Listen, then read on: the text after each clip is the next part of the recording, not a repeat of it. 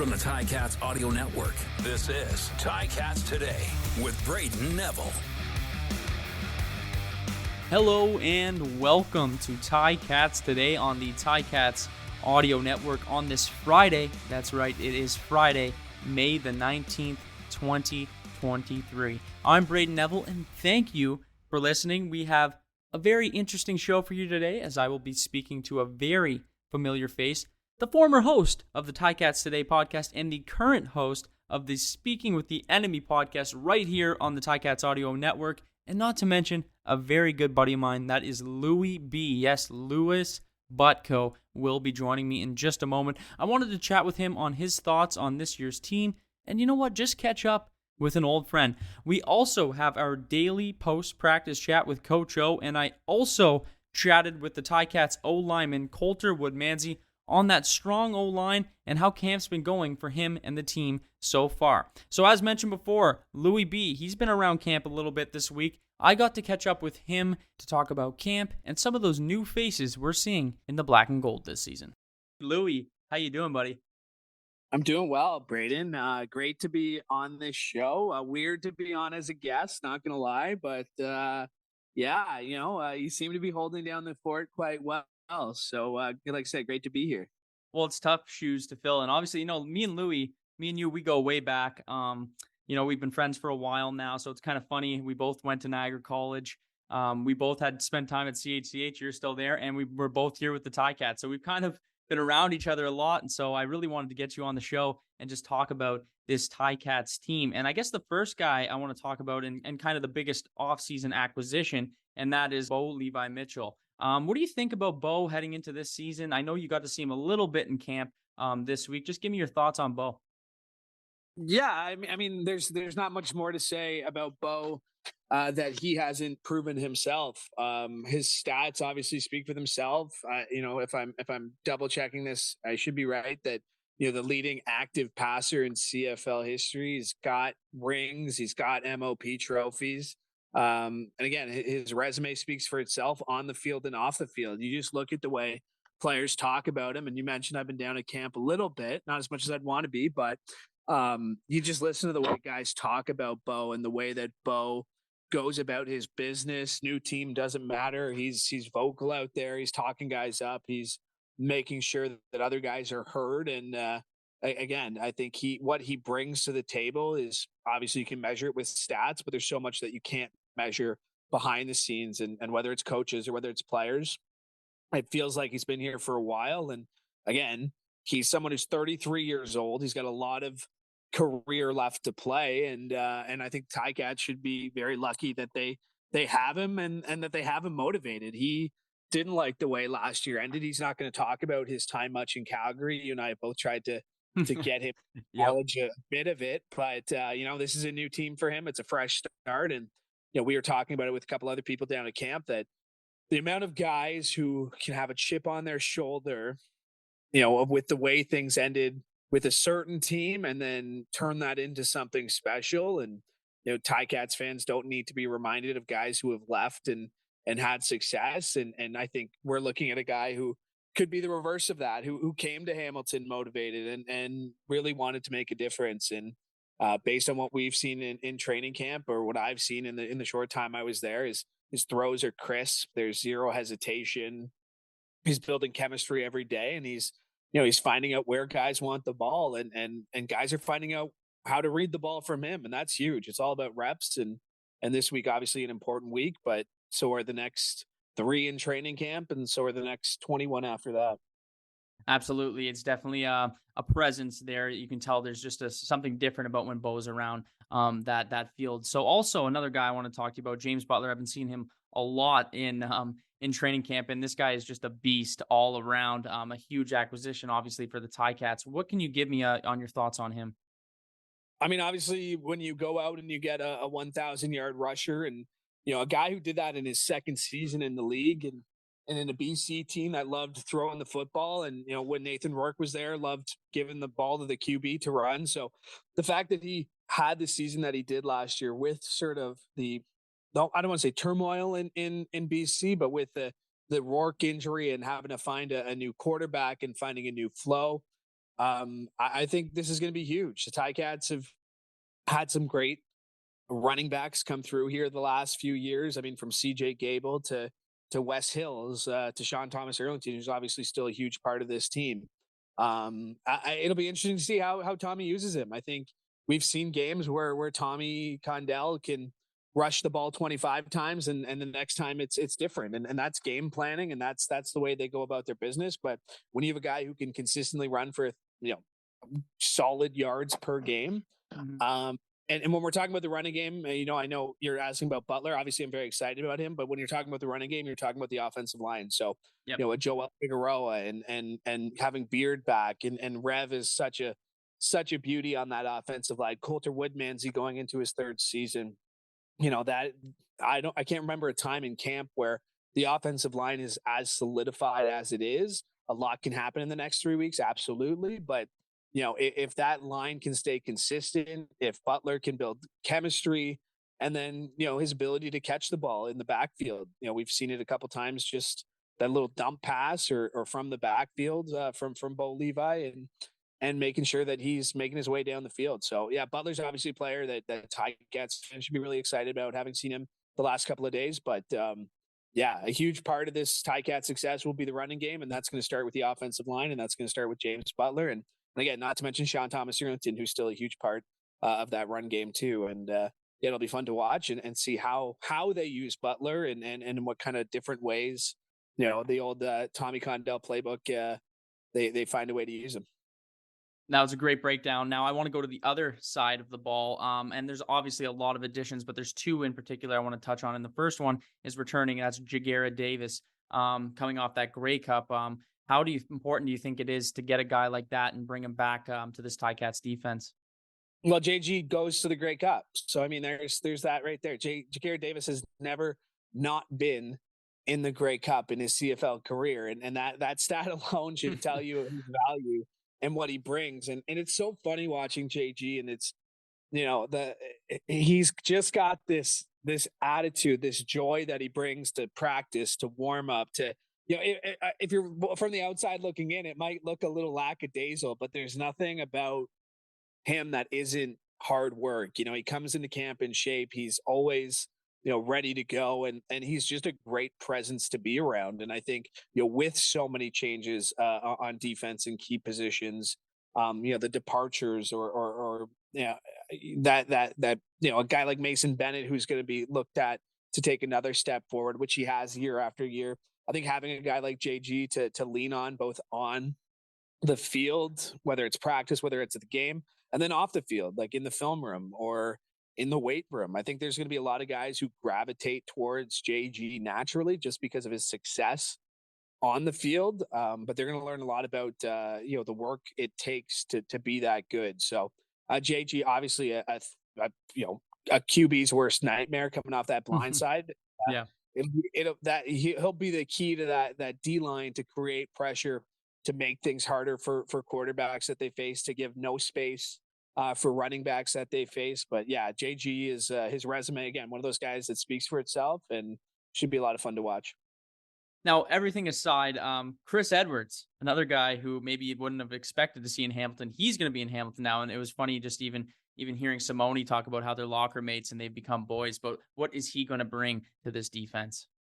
Yeah, I mean, again, when you look at Chris Edwards, one of those guys that at the end of the day you wouldn't think would ever be in the black and gold, somebody who's been in double blue for so long, and it is funny to see him rocking that black and gold, but he's a threat out there. It doesn't matter where he is. He can sack, he's got great hands, he can intercept, and he can run. I mean, we've seen what he can do in terms of creating havoc, both whether he's back in pressure or whether he's rushing the quarterback. Again, his speed is it's blinding out there when you watch him attack the line, when you watch him attack offensive linemen. He's a fun guy to watch. And again, I think with Mark Washington leading the way on that defense, I've been lucky enough to see Coach Washington up close the last few years. He is a guy who gets the best out of everybody.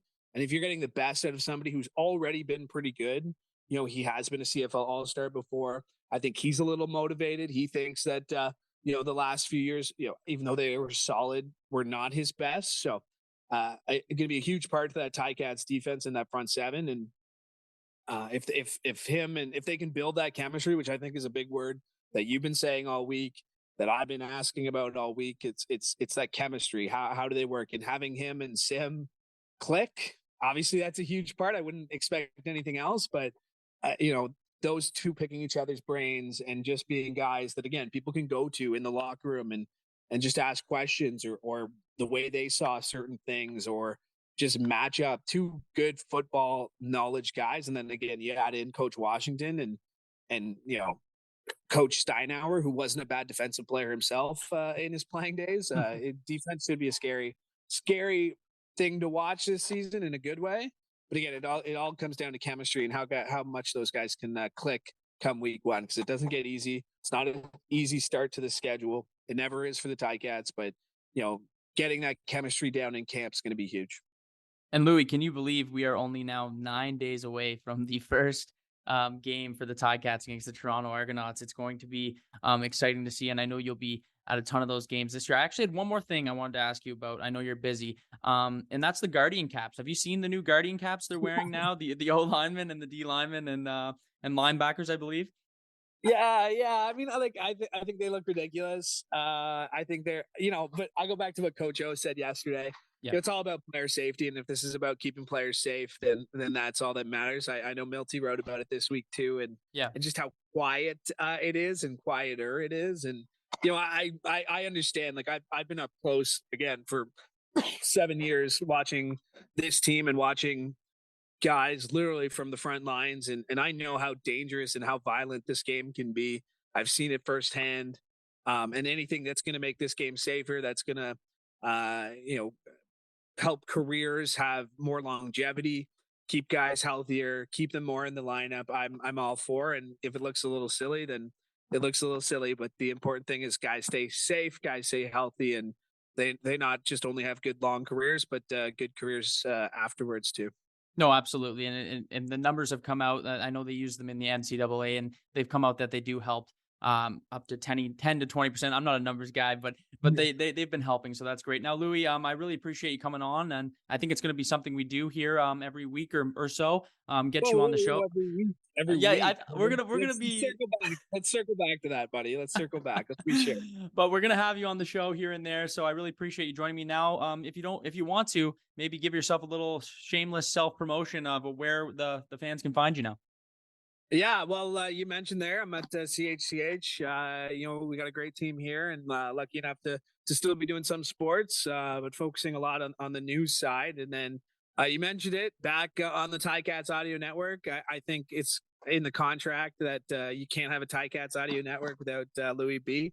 So I'll be back hosting Speaking with the Enemy. That's always a lot of fun, getting to connect with guys with other teams and other cities.